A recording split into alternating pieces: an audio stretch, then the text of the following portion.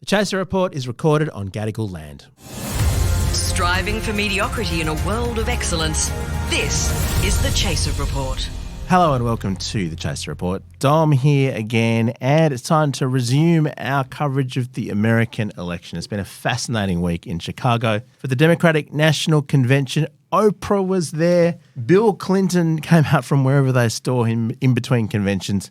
And as we speak, Kamala Harris is yet to give her keynote on the final night. But let's wrap up on what they were trying to achieve this week and how it all went. Dr Emma Shortis is back, senior researcher in the International and Security Affairs program at the Australia Institute. She's a historian and writer and a US politics expert. Hello, Emma. Hello, thanks for having me. Hasn't it been a big week? It's interesting, I guess, when the RNC happened, and we talked to you about that, Donald Trump had just been shot at. He seemed triumphant on the stage. But the vibes out of Chicago have been quite remarkable this week. The vibes are really good, Dom. Like, it's been a joyous occasion, you know, so much smiling and happy tears. And it hasn't, I don't think it's been triumphant. I've seen it described a little bit that way. There's still, I think, nervousness amongst the Democrats about how they're going to go.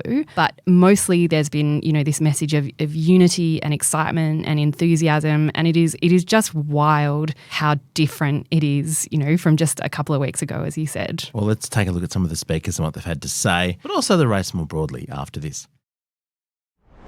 Okay, so coming into this, I guess there was that period where people were wondering, will Biden leave or won't he? And I mean, I must say, I didn't think there was any chance he'd step down. Presidents don't tend to do that sort of thing, and he spent his entire career working towards this. And his earlier statements were very much, you know, I'm staying in the race, I'm the nominee and so on. And then it all turned around. But I must say, people seemed a bit lukewarm on Kamala Harris at first. They weren't sure, could she do it? Was she well known enough? I still don't know that we know a great deal more about Kamala Harris. People do like pointing out that she used to be a prosecutor and an attorney general. But what she would do as president still seems to be fairly mysterious. Yet, it does seem as though there's an Obama level almost of excitement and of generational change. And the old word hope got dusted off this week as well, Emma. It did quite a few times.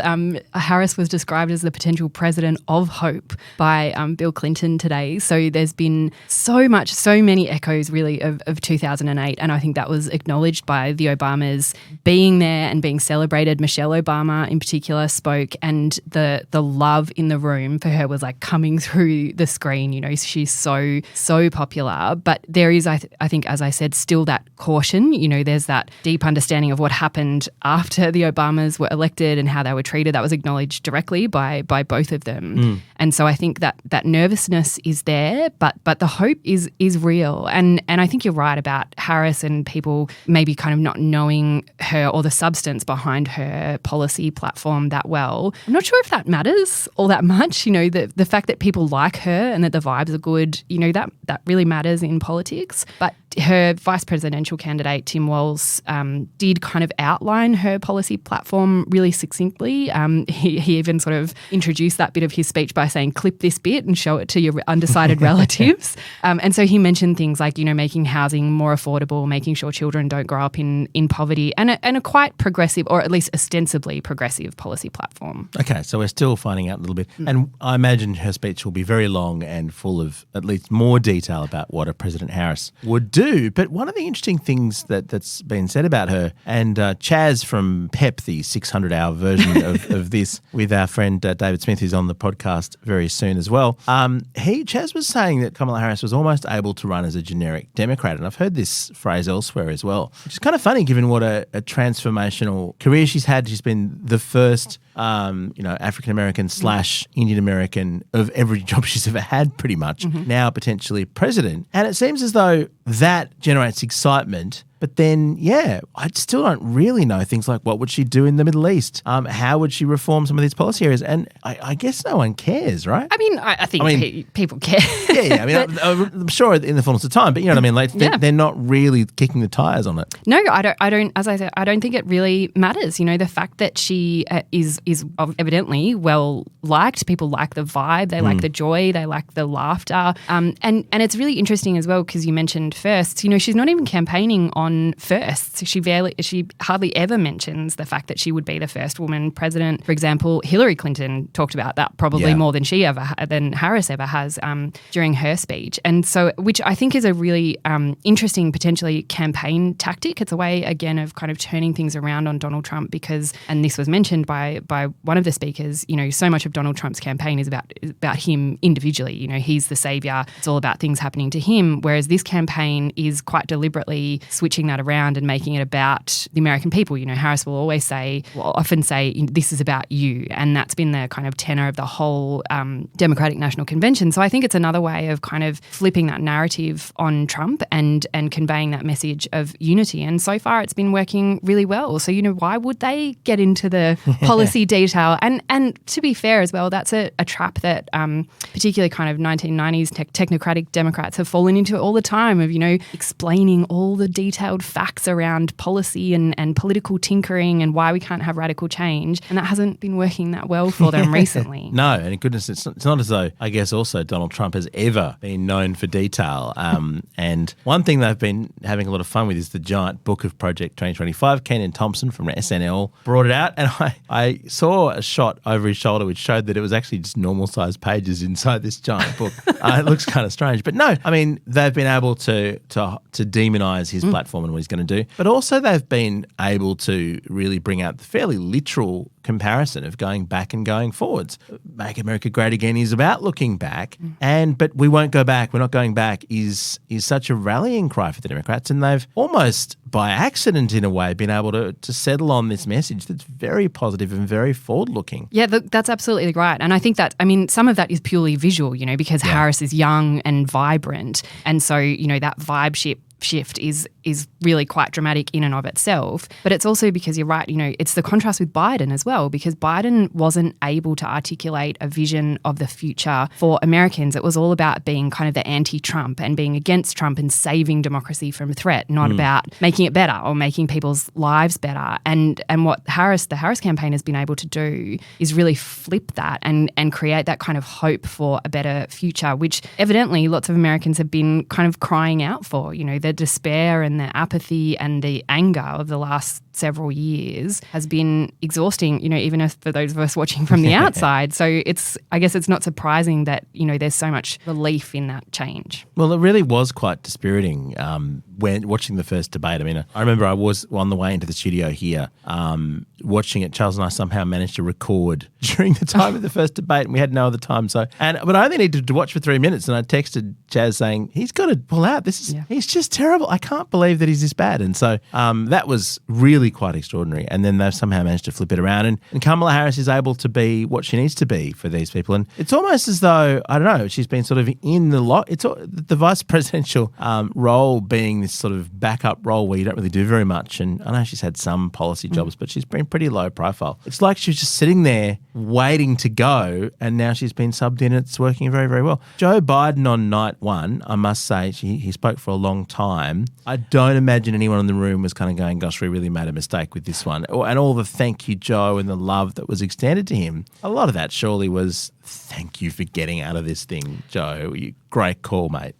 I'm sure it was, and you could see that, I think, because he stumbled a couple of times in his speech, not particularly badly, but instead of, the kind of horrified intake of breath that you would expect when that would happen and that people had gotten so used to, there was this kind of like swelling up of encouragement for him to get through it. And that was, I think, coming from a place of relief and gratitude that he had stepped aside. And I think he acknowledged that himself when he said the line was, I think, I love this job, but I love the country more. Yeah. And that played really, really well. And it was quite extraordinary to kind of listen to his speech, because it did, it leaned into that kind of negativity and looking back still, he wasn't able to get away from that. He talked about Charlottesville, for example, which of course is critically important, but, clearly just didn't have the resonance that he thought it should. And so having that contrast, I think, would have just really emphasised the relief. And, the fact that if it had been Biden, if Biden was the nominee, the convention would have been almost like a 4-day wake rather than... Gosh, imagine that. It's interesting too. I mean, the point I've seen made is that was what worked for him so well in 2020, but he was not the incumbent. He was not in charge of people's future. And so when people were worried about Donald Trump and felt that he'd been taking things to an uncertain place, there is a disconnect, though, isn't there, between the love people feel for Biden, and everyone's saying he's the most consequential president, he's done all these things, and we know he's passed a massive amount of policies, but the approval ratings weren't there. The voters certainly weren't hungry for more Biden. He was firmly behind in the polls, really, when he stepped down. And so even if historians in the future remember him fondly, and the Democrats certainly will remember him fondly, his presidency is hardly a slam dunk at this point, or presumably he'd be running again. Yeah, I think you're absolutely right, and our colleague David Smith has talked about this, that he isn't necessarily the most consequential president as he's been described, because while he did pass that legislation in the first part of his term, that was kind of during the honeymoon period when he had Congress, when he was riding high after a victory and could do those kinds of things. And when that period ended, he didn't really do all that much at all. And a lot of the legislation that he did pass, like the Inflation Reduction Act, for example, the lead time on those projects are pretty long. And so being able to see the results of those, it takes time, and for whatever reason, whether it's his fault or not, Biden wasn't getting the credit. But I think as well, some of that, kind of lauding of Biden and the love in the room also overshadows, some of the things that he didn't do and some of the reasons that he was so unpopular, because it wasn't just because he was old, it was because he'd betrayed much of the base of the party by not stepping aside, by not building that generational bridge, but also by not listening to them on the issues they cared about, like Gaza in particular. I think people forget that a lot of Biden's immediate troubles started in Michigan in that primary where 100,000 Democrats said they'd rather vote uncommitted than vote for President Biden because of Gaza. And that has overshadowed the convention still a little bit. And it remains unclear, I think, how Harris is going to approach that issue and whether she's going to be able to, resolve it to the satisfaction of the base. And I suspect she probably won't. It is a very big question mark. And by not choosing Josh Shapiro as her VP, I think Tim Walz seems to be working out very, very well indeed. Goodness me, his speech worked very effectively. And people love the small town coach thing. I think probably we didn't realise just how powerful that was going to be. But Josh Shapiro would have raised questions about the Middle East. He's a full-throated supporter of Israel and has been, whereas Kamala Harris seems basically, despite being part of the administration, to have been able to leave it to one side and to slightly be modulating her language. It does seem as though the Biden team is trying for a kind of legacy establishing ceasefire, so maybe we'll see some action on that front before November. Yeah, well, Biden's certainly hinting at it. I think he wants that to be a legacy item in the 5 months that he's got to go in his presidency. But I think we should be pretty skeptical about that, given what's happened so far and given that Biden kind of continues to frame opposition to the ceasefire as coming from Hamas rather than coming from Netanyahu, which is where it's really coming from. Netanyahu's consistently undermined those efforts and undermined Biden at every turn, to the point of kind of talking to Donald Trump and meeting with him, which is pretty extraordinary as well. So, I think we should be skeptical about that. But it is, I think, notable that those efforts towards a ceasefire have been used to somewhat kind of diffuse protests as well, to say, Harris, rather than initially as she was kind of responding to protesters to say, stop, I'm talking here. She's kind of shifted her narrative in the last couple of weeks to kind of suggest, we're listening, we're working on a ceasefire as a way of diffusing those tensions. But again, there are protesters outside the DNC. There have been some inside the convention hall as well. So it's not an issue that's going away, nor should it. Yeah, even Stephen Colbert, who's been doing some barnstorming live shows from Chicago, had protesters on this point inside his show too, during some of the endless political guests that he's had on too. So it's very much part of the conversation. Still nowhere near the notorious 1968 Chicago DNC. So let's hope that's maintained. The Chaser Report. News you can't trust. Just the convention more broadly, Emma, I want to ask who's grabbed you. Who do you think's spoken particularly well? I do love this speech fest. As someone who enjoys public speaking when it's done well, I'm a bit sad that we don't have this oratory in Australian politics, because when it is done well, it is extraordinary. And some of the speakers have, really put in kind of all-time best performances. And what a bench they have. the only former president on the Republican side, George W. Bush, certainly isn't going to go tell people to vote for Donald Trump, but it was almost an embarrassment of superstars that they've had at the DNC this week. It totally was. Former presidents, wives. I think Michelle Obama, we mentioned her before, was an absolute standout. She is the most extraordinary speaker, and her ability to kind of command a room is just something to watch. But I think let's just put in a little bit of Michelle Obama, actually, because this passage is the one that's been quoted the most. She understands that most of us will never be afforded the grace of failing forward. We will never benefit from the affirmative action of generational wealth.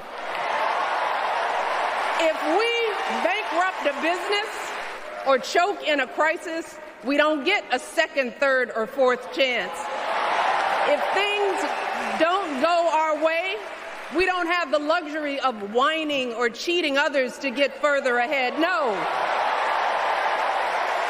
We don't get to change the rules so we always win. If we see a mountain in front of us, we don't expect there to be an escalator waiting to take us to the top. We put our heads down. We get to work. In America, we do something. And wasn't she the one Donald Trump most feared coming into the race? I think so. There's been consistent rumours that Michelle Obama would run, which would seem to be born more out of hope than any kind of attachment to reality. But she is beloved by the American people and Democrats in particular because, she is kind of politically flawless. Like to live under the most extraordinary political pressure that she experienced during her time in the White House and outside it, and to survive that and to really thrive, visibly thrive while doing that is just an extraordinary feat. And I think, particularly her acknowledgement in this speech of the way that they were treated by Donald Trump, and I saw a New York Times columnist describe it as her righteous anger during the speech was really quite something, and quite a marked contrast to, her last appearance of this kind. So they go low, we go high. Not so much. Yes, she didn't hold back. She didn't. And that's been, a fairly consistent theme across the speakers, And as you say, there have been so many extraordinary speakers, and a real embarrassment of riches in terms of the young base of the young leaders in the Democratic Party, who everyone who kind of thought had gone missing during Biden's term, like Alexandria Ocasio-Cortez, a young congresswoman, spoke absolutely beautifully. She's really nailed that kind of cadence that really gets people right up into a tears. So they've, just been, as you say, an embarrassment of riches. And then some really beautiful moments as well, like when Tim Walz's family were listening to him speak. They were very cute. And his 17-year-old son is like bawling because he's so proud of his dad. It took Gwen and I years, but we had access to fertility treatments. And when our daughter was born, we named her Hope. Hope, Gus, and Gwen, you are my entire world, and I love you. It's been so wholesome, the whole thing. Yeah, it's been apple pie. I think the person I wasn't really familiar with and enjoyed was Jasmine Crockett, who's a congresswoman from Texas, who really, she had some humour. She's a star of the future as well. It's almost like who's going to run next. There's so many interesting people coming through. And apparently they even bumped James Taylor on the first night. So Stephen Colbert was quite funny in listing all the lieutenant governors they got to speak instead of hearing James Taylor's perform. But I'm expecting we may well see Beyonce tomorrow, who's been doing the campaign anthem of freedom and so on. But that's another example, I guess, too, isn't it, Emma, that they're talking about freedom and they're trying to claim the mantle of freedom. This is not the Democratic Party we've seen for so many years. It's really going back to Obama's optimism and assertion of American values in a way that I guess Republicans normally try to have the stranglehold on. Absolutely. It has been an extraordinary turnaround. I saw one pundit on PBS describe the whole convention as lavishly patriotic, which, as you say, is not something that Democrats have been particularly strong on. That's always been a strong suit of the Republicans. But this reclaiming of freedom as a concept, I think, is just extraordinary because, of course, that's always been, the kind of area, I guess, the political area of the Republican Party and particularly its kind of libertarian wing. But the way, particularly Walz talks about freedom as an American value of just minding your own damn business and letting people get on with their lives and lead them the way that they want to lead them without judgment, even if that's not the way you want to live your life, I think is obviously just has such huge resonance. And the way that they've managed to connect that idea, that kind of quintessentially American idea of freedom to reproductive rights in particular and bodily autonomy is just so effective as a method of political communication. And it's a reminder, again, of how bad they've been at it, until fairly recently. So, yeah, that turnaround, that recalibration of the idea of freedom, the freedom to control your own body, the freedom to not be shot in your school's classrooms is a really, again, a really effective message. And it's really caught Republicans on the back foot. They don't know how to respond. Freedom not to be shot at your own rally is something I think might be sensible. Donald Trump was out this week again, but behind bulletproof glass, which is fairly extraordinary. Okay, so a total love fest at the DNC. And it's almost as though they just almost accidentally got their mojo back. I don't know how they did it, but all falling in line behind Kamala Harris so quickly. And the notion that would have been better to have a contested convention, to have a live race about who was going to be the nominee versus this, I think we know which has proven the most effective. We'll wait to see what Kamala Harris has to say tomorrow. Just want to get your thoughts on some other aspects of the race as we wait for the final day of the DNC. As we record, Emma, Robert F. Kennedy Jr., the anti-vaxxer heir to the certainly the Democratic kind of iconic name, if not actually their policy positions, he's apparently about to drop out and endorse Donald Trump, but only after having, the rumours have it, gone to ask Kamala Harris for a cabinet post in return for supporting her. And I gather she didn't even take the meeting. And having seen some of his positions on a few things, I'm not hugely shocked by that. No, it's not particularly shocking. I think, Robert F. Kennedy Jr. is seen as having committed the worst kind of betrayal of the Democratic Party, in his initial challenge in the primaries, in his policy positions, and in his, what the Democrats see as the trashing, really, of the Kennedy name is an unforgivable betrayal. He's kind of the equivalent of a Labor rat. Like, you can never recover from any of this. A Kennedy rat. There you go. So it's not at all surprising. Apparently he did ask he requested a meeting and, was ignored or rebuffed. And so that is not at all surprising. And I think it's not at all surprising either that, there are indications that he is going to endorse Trump, because they do have a number of similar kind of ideological leanings, I suppose, in terms of, the idea of the dismantling the administrative state, the military-industrial complex. So there is some alignment there. I think maybe not between Kennedy and Trump specifically, but in the movement that supports Trump, there's a lot of alignment there. And so it will be, I guess, really interesting to see what, if anything, Trump offers Kennedy in return for his endorsement. And, again, it makes sense for Kennedy to go to Trump because all the polling indicated that Kennedy was going to take votes away from Trump and not from the Democrats. So, again, what would the Democrats get out of working with Kennedy? But that has been an absolutely extraordinary campaign to watch kind of unfold and unravel. So, fun to He's watch. had, I don't know, 3% of the polls, something like that. So not quite possibly, I know that doesn't work like this because it's state by state, but if you looked at the national polling, potentially the margin between the two candidates. So interesting to see what happens there. Of course, vaccines is probably close to Donald Trump's biggest policy achievement with Operation Warp Speed. They actually did get the vaccines developed quickly and there was federal funding there. So interesting to see how that part of the conversation goes going forward, because RFK Jr. is pretty hardcore when it comes to being an anti-vaxxer, isn't he? He is, and particularly kind of anti-lockdown as well. And that's where a lot of the base of his support was. It was the kind of, I guess, libertarian side of the American right-wing landscape that, was so angry still with Donald Trump about those policies about Operation Warp Speed and vaccine mandates. I was actually at the Libertarian convention when Donald Trump spoke there, Were you? When he was booed, because of like his COVID policies, and also for causing inflation and spending too much money, spending too much federal money, and not dismantling the deep state. So Kennedy certainly had a kind of section of the electorate to mine there off Donald Trump, and I think Donald Trump was kind of aware of that, particularly after the convention and, you know, his experience of being booed, which he visibly did not enjoy. So that has been pretty interesting to watch. And Trump, you can see Trump's kind of discomfort with that and with his legacy. He doesn't really know how to talk about it. But also, you know, as you say, it's kind of such a small, well, I mean, it's a small but influential part of the American electorate, because a lot of Kennedy's money comes from kind of Silicon Valley, West Coast white lady liberals who are very much into wellness culture as well. Oh, okay. So a lot of those very wealthy figures have donated to Kennedy's campaign and supported his campaign because of that aspect of the kind of anti-vax movement that comes from kind of wellness and, you know, quote unquote holistic approach to health. So it's a weird coalition. I wonder if, that'll be the price of the support, is potentially being, what's the job? Health and human, what's the job in the cabinet? Anyway. Yeah, could be. That would be an HHS interesting secretary? choice. Yeah, something like that. Yeah. But yeah, that would be bizarre. I mean, it wouldn't be the strangest appointment. Well, there was a headline today, I don't even know if it was real, suggesting that Trump might offer him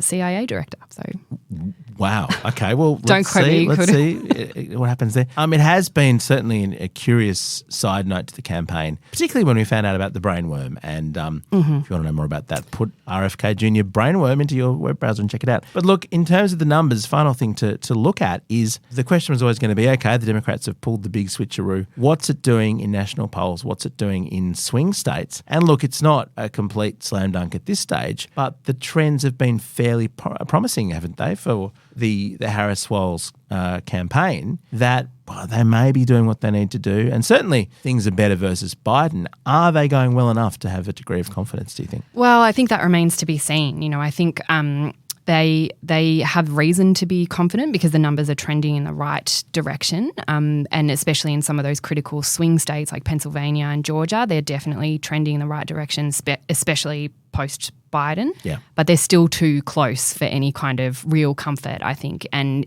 you can see that senior figures in the party and in the super PACs that fund the election campaign are kind of saying, no, you know, the numbers aren't as good as they look. We're still being really cautious. And that's part of the motivation for the DNC and the vibes. It's, you know, about getting people out, getting volunteers out. Waltz was, you know, so he used the kind of football metaphor that I won't even try and repeat about, you know, every $5 counts, every phone call counts, every door knock counts. So part of, and the other thing he said was, you can sleep when you're dead. We've only got 70 whatever days to campaigners. And so that grassroots campaign, particularly in those swing states, is going to be critical because it is, at least for now, looks like it is still going to be very, very close. It is extraordinary just how long the American political cycle takes. I mean, our election in Australia has to be held by, I think, April next year or thereabouts. So there's, or May. So there's about 6 months to go before we know there'll definitely be an election. And it's really not on the radar at all here. And yeah, we've been covering this for so long. Yeah. It seems like a million years ago now that all the caucuses and primaries were being held and they were choosing the,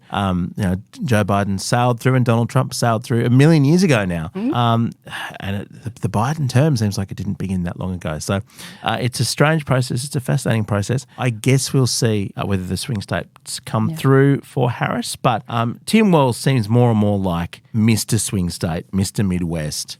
Get people out to vote for someone who's, Coach Walz. It's a bit cheesy from an Australian perspective, but it seems to be working. Hey, they love that stuff. It's so cheesy, but it does seem genuinely authentic. We spoke earlier about, his son kind of crying in the audience and the genuine love that they clearly have for each other. And the way he leans into that dorky dad energy is as we said, super wholesome and does seem genuinely authentic. And it seems to be working for them. He is a wonderful kind of foil to Harris in that way. And, as lots of political analysts would say, he reassures people who, there's the kind of code language of people who might be reluctant to vote for Harris. I wonder why they might be reluctant and why a white footy coach might kind of reassure them.